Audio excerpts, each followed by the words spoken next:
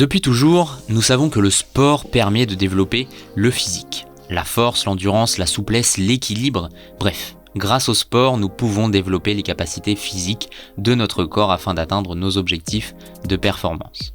Une question se pose. Cela marche-t-il de la même manière concernant le mental ? Je crois que la majorité d'entre nous n'arrivera jamais à réellement contrôler sa vie.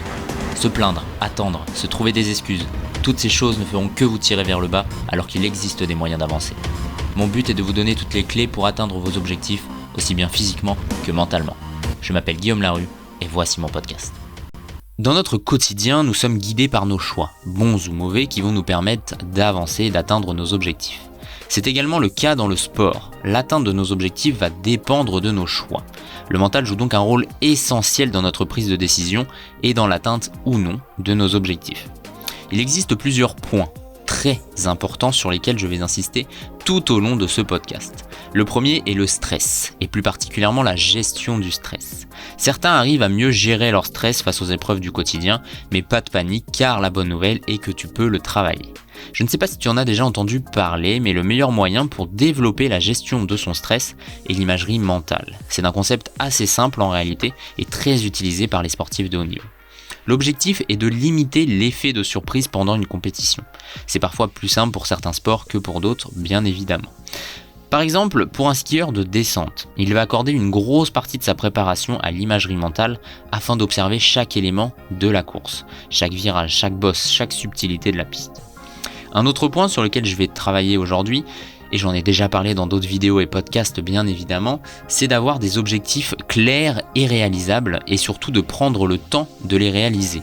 Trop de gens abandonnent au bout de quelques jours, semaines ou mois car ils n'ont pas atteint leur objectif alors qu'il fallait juste attendre encore un peu, encore un tout petit peu. Encore une fois, un objectif, c'est un plan d'action clair et précis afin de savoir où nous allons et d'éviter les surprises pour se soulager d'un certain stress justement. Note tes intentions, tes avancées, tes échecs, tes remises en question, tes réussites. Si tu visualises ton objectif avant d'y arriver, tu vas mettre en condition ton cerveau et ton mental afin d'atteindre cet objectif. N'oublie pas que tu dois aussi prendre du plaisir dans ce que tu fais.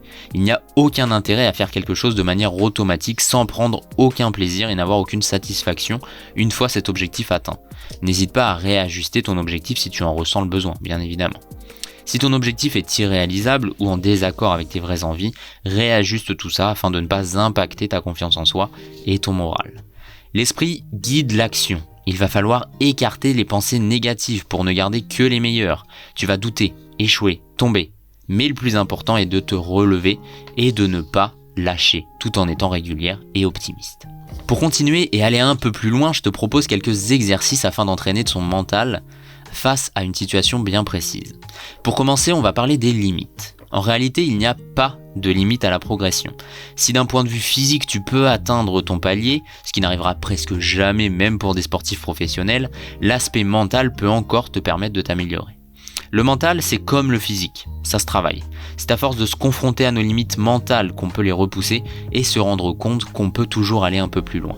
En revanche, il ne faut pas avoir ce point de vue tous les jours et à chaque session, sinon tu risques de fatiguer inutilement ton corps. Accepte des séances sous contrôle et des séances à dépassement. Ensuite, la douleur. Se dire qu'on a mal ou qu'on ne peut plus avancer car c'est trop dur, c'est déjà des bâtons que l'on se met dans les roues. Notre cerveau est comme ça, toujours à vouloir en faire le moins possible. Sortir de sa zone de confort et se dépasser, c'est quelque chose que l'on doit décider. Si tu ne penses pas à abandonner, si tu n'as jamais des pensées négatives, alors tu n'es jamais allé plus loin que ta zone de confort. C'est dur, mais c'est le moment le plus jouissif d'une séance ou d'une compétition, car c'est là que l'on peut vraiment montrer ce que l'on vaut et que l'on ne lâche pas.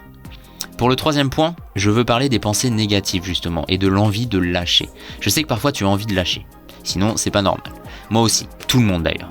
Que ce soit dans le sport parce que ça fait mal, parce que les conditions ne sont pas optimales, ou même dans la vie de tous les jours parce que ton projet n'avance pas à la vitesse à laquelle tu souhaiterais. Bref, c'est à ce moment où il ne faut surtout pas lâcher. Pas pour les autres on s'en fout, mais pour toi. Car si tu lâches, tu risques de t'en vouloir et de ne pas pouvoir surpasser ce moment à l'avenir. Il ne faut pas habituer son cerveau à lâcher. Au contraire, il faut l'habituer à se dépasser, à repousser ses limites, à aller encore plus loin, même si la petite voix intérieure te dit d'abandonner. Et ça commence maintenant. dès ta première séance, dès ta première course, dès ta première compétition, si tu pars avec l'idée que tu peux lâcher, que tu peux abandonner, ça ne sert à rien de commencer. Bon, comme nous l'avons vu tout au long de ce podcast, l'activité physique et sportive est l'un des moyens les plus efficaces pour développer son mental dans le sport, mais plus globalement au quotidien. Il te permet de te recentrer sur toi-même, sur tes sensations, tes ressentis et de développer un esprit positif afin d'atteindre tes objectifs.